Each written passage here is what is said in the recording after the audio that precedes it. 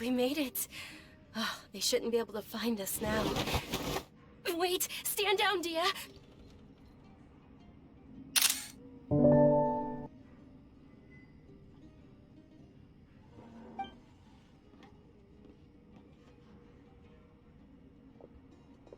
My lady, who are these two? They're travelers that I met on the street just a moment ago. They happened to notice that you were all searching for me, so they helped me hide. I see. In that case, you two should scram. There's nothing here for you. Wait a sec! Who the heck are you? And why are you shooing us away? I'm Miss Dunyarzad's bodyguard, here to see that she returns home safe and sound. My lady, let's get going. You've been gone for so long that your parents are worrying themselves sick. And if I refuse to go with you? It'd be easier for the both of us if you cooperated. But if you insist on not going, then I'll have to carry you like a sack of potatoes. Hey! Dunyarzad already said she doesn't want to go back. Why are you still pushing her?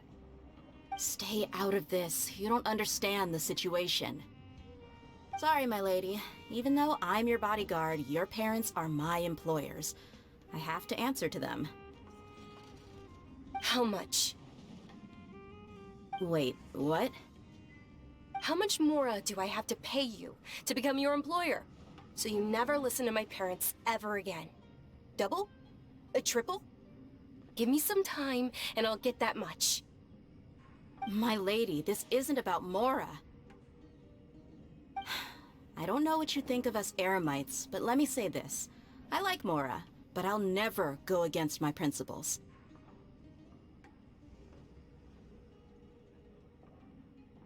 That's why I'm here looking for you. Sure, it's an order from my employer, but my conscience was also telling me it's the right thing to do. And knowing your health, carelessly running around like this is gonna hurt ya. For the sake of those who love you, don't be stubborn. No, you're wrong. I'm aware of my limits, and I know what I'm doing. Honestly, the only people being stubborn right now are my parents. And they know perfectly well that it makes no difference if I'm at home or not. They still won't accept reality. And every time I bring this up, they just change the subject. Dehya, you've been living with us a long time already. This should be old news to you.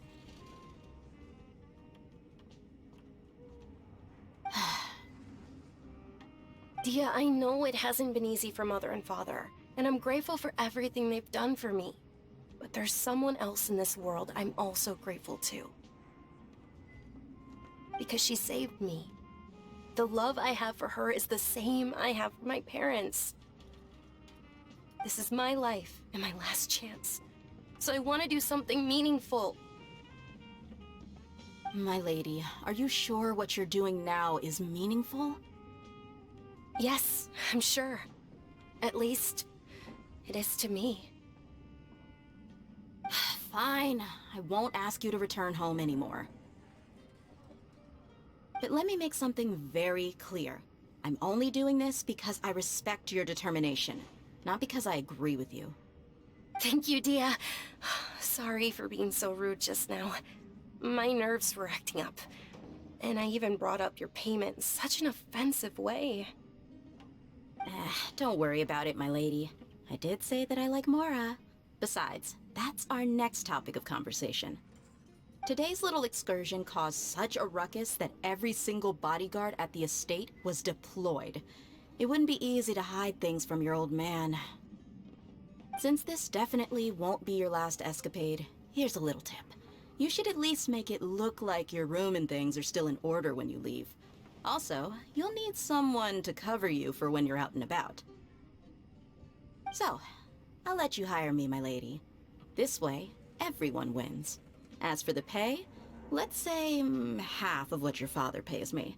We can settle the bill when we return to the estate. Okay, deal. Yay! Looks like they've reached an understanding. I'm fine, really. I just feel a little tired now that things have calmed down. My ladies, stop trying to look tough. We're already in a tavern, so let's rest up and grab some grub. I'm sorry for worrying you two. If you don't mind, I'd like for you to join us. Sure! After you rest up, we want to hear more about Lesser Lord Kusanali.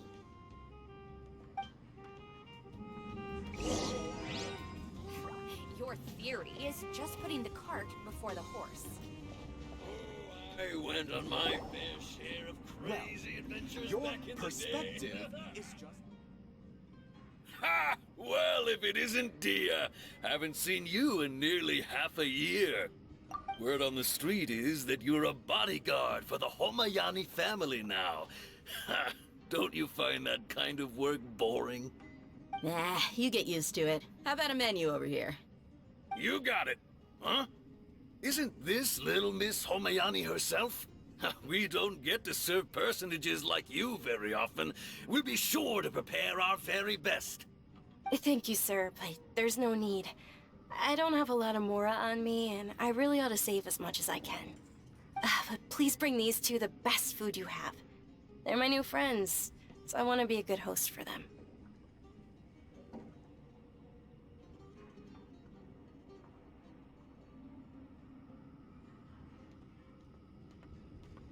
Wait, we're paying for ourselves now?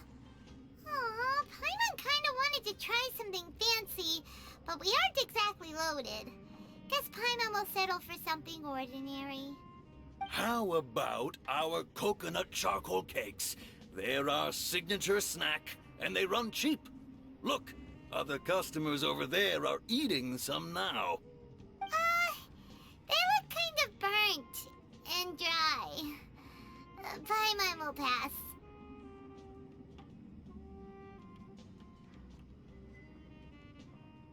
Hey, come on! Paimon has personal preferences too, you know.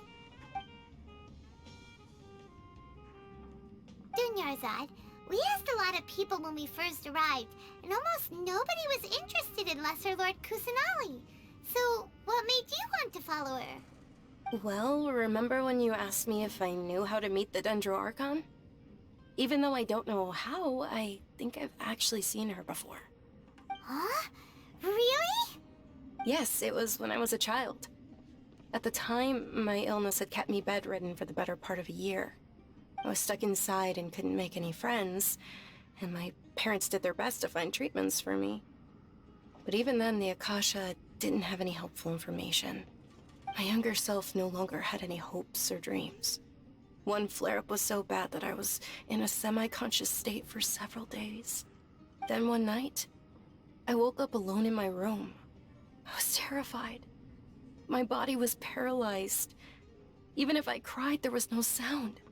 At that moment, an ethereal voice spoke in my mind. Dunyarzad, don't be scared. You don't have to cry. Dunyarzad, don't be scared. You don't have to cry. Who are you? How do you know my name? How do I explain this? You might not be able to understand, but actually, I know everything about you. Really? Of course. I know that you're scared of thunder, that you hate taking medicine every morning, and that you love counting the petals on your mom's skirt. Wow, you really do know everything. Dunyarzad, is there anything you want? What? Not really. I can't go anywhere or do anything. Huh? But aren't you a child? All children have wishes. Tell me what you want, and maybe I can make it happen. But, can you make my illness go away? Oh. I'm sorry. But I'm not powerful enough to do that right now. Then, can you be my friend? After that, the voice said, "Okay, I'll be your friend." Although my body was suffering during those days, that voice encouraged me and told me many wondrous things. Beyond my window was the flourishing Sumeru city. Beyond the city was a lush rainforest. And beyond that was the wall of Samiel, deserts, and all of Tevat. Once I finally made it through that bout of illness, I couldn't hear that voice anymore. I told my mother about it, but she said that I must have been dreaming. But I know that that voice wasn't a figment of my imagination. Before that, I had never heard of Tevat. Yes, for sure. If it weren't for that voice, I would have never grown curious about the outside world, nor would I have learned how to read and enjoy so many books. That voice sparked a desire for wisdom. It had to have been the Dendro Archon. I've been hoping for a chance to repay her kindness. In fact, I was running around today to help prepare the Sub-Zero's festival for her. What's the Sub-Zero's festival? It's Lesser Lord Kusanali's birthday, which was the day that she was found by the sages. It's actually an old holiday that originally celebrated Greater Lord Rukkhadevata's birthday. When she passed away, the holiday eventually became a celebration of the Lesser Lord's birthday. I heard everyone was overjoyed when they welcomed her back to Sumeru. In those days, the festival was a huge deal. But because of the Academia's influence, people have gradually lost interest in the festival. The Academia actively participates in Sumeru's many holidays dedicated to Greater Lord Rukkhadevata. But when it comes to the Sub-Zero's festival, forget any funding. They practically act like it doesn't exist. Maybe they see Lesser Lord Kusanali's birth as confirmation of Greater Lord Rukkhadevata's death, so they're reluctant to celebrate it. Aw, but that's awful.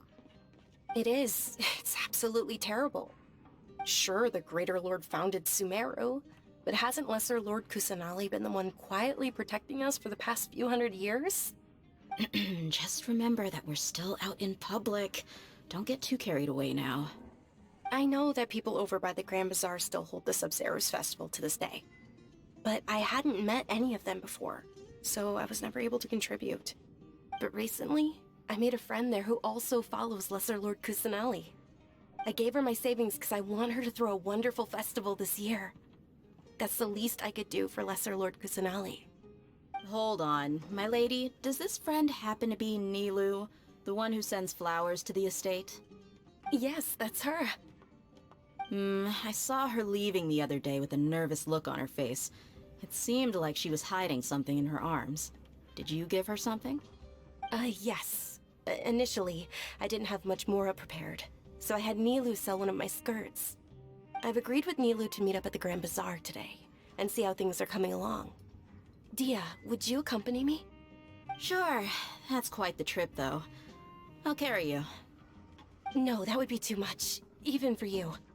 You might as well just accept the lift. If I let you walk, who knows how long it'll take us. And if anything happens to you, then I'd really never hear the end of it from your father. But of course. Nilu will be thrilled to hear there are more people interested in Lesser Lord Kusanali.